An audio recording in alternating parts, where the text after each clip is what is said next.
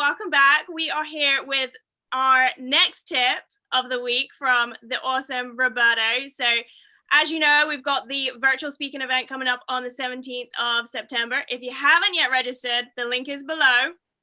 And if you want more information on what he's going to be covering, you can find everything on Ticket Taylor. So today we're going to be talking about the second M, which is the message. I love it. Zoe, I'm so happy to be here. So excited. So in our previous video, we talked about the messenger, which is you. And now in this video, we're going to talk about the message. Now, when it comes to the message, what's really important for us to understand is that context shapes communication, right? For example, if you're recording a 1 minute video for a Facebook ad, is different than a 4-hour event, is different than a patient orientation class that you're doing online, maybe 30 minutes. It's different than a lunch and learn that it might be 20 minutes. So context shapes communication. So when it comes to the message, there's a lot of things that you can use. Now, message are divided into two parts: what you say and how you say. So what you say, how you say. So in this video here, I want to talk about how you say. Now, the biggest difference between in-person events, right? If you're a chiropractor, for example, and you're doing a patient orientation class in the office, then the difference between doing that and, let's say, for some reason, patients are not coming in for a class they want to do online, you want to do a Zoom presentation, then the content might be, the mass might be the same, but the number one thing that you have to be aware is how you deliver the message, meaning your engagement. Yeah. The key word is this: engagement, engagement, engagement. Right? Now, old school public speaking. We think about Winston Churchill, one of my favorite speakers. I read like 4 or 5 books from him. Right? For real, I really, the guy is amazing, right?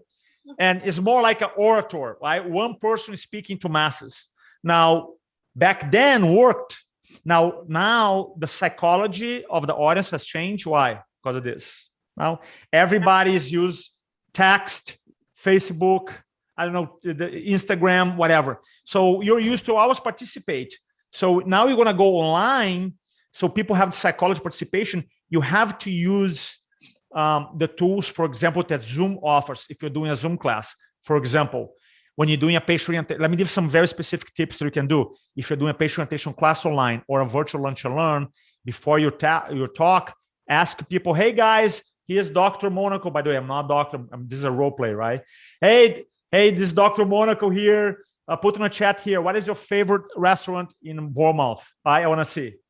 Oh, thanks, Mary. Thank you. I love the place too. See? Like my accent, Zoe? Bournemouth? That's pretty good. I have a story I'll share during the class. Right? You see, I'm engaging. Why I want to do that? Because I want to induce the law of commitment consistency, meaning that I want to get people using the chat. Right. Yeah. And you, by the way, so that's one thing. And then you call them by their names. Right.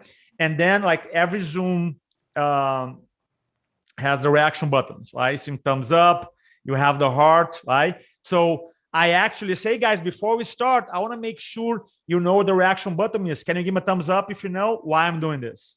I'm doing this because I say you're doing a presentation in front of 10, 15 people. You want to be using the tools. Remember, engagement, engagement, engagement. The small commitments leads to big commitments. For example, when I speak and I do virtual presentations, I speak and then I put the view on Zoom, for example. I put in gallery so I can see all the faces, and then I leave the chat open because the chat, for example, I want to see the chat, the questions coming in now, and I'm kind of like monitoring. So I go in, I speak for 10, 15 minutes, then address the chat. That is the number one thing that most doctors don't realize.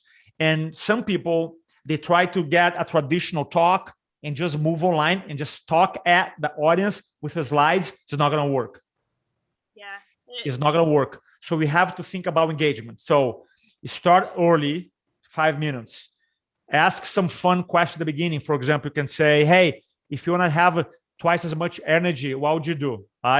Put in the chat. I want to see, run more, vacation more. Oh, awesome. Play with your kids. Thanks. Number 2, another thing, call people by name.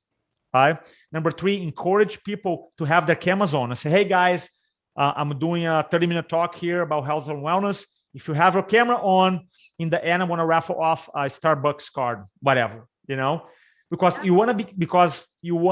most people want to be on mute, but you want to be able to see the camera. And one more thing, a couple more tips. One, ask questions, because questions hook the mind. So you're going to be asking questions throughout the talk, right?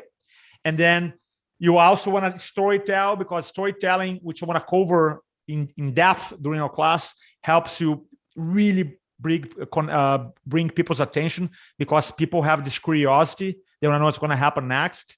And the last tip I want to give you today, look at the camera, right? And your camera should be at eye level. Some people go like this, they're looking, some people like this, you know what I mean? On the camera should be here. The camera should be here. So that's the idea. So engagement. When it comes to your message, it's about what you say, how you say. When you go from in-person talks to, you go to virtual, engagement is the name of the game. Brilliant. I love it so much. And some of those are like, they feel basic, but the amount of times I've seen like the nostril shots, and it's like, yeah. So no nostril shots for this. No, we don't want to do that. I'm going to use that. That's pretty funny. I'm going to put a picture of my slides. That's good. That's really good. That's funny. We need to see what's going on up there. That's funny. Well, thank you so much for sharing your wisdom with us today, Roberto. And like I said before, if you haven't yet registered, don't miss out on this incredible event. The link is below, and we just can't wait to see you. So check out and tune in next week for the next tip, which is on the third M. We shall see you there.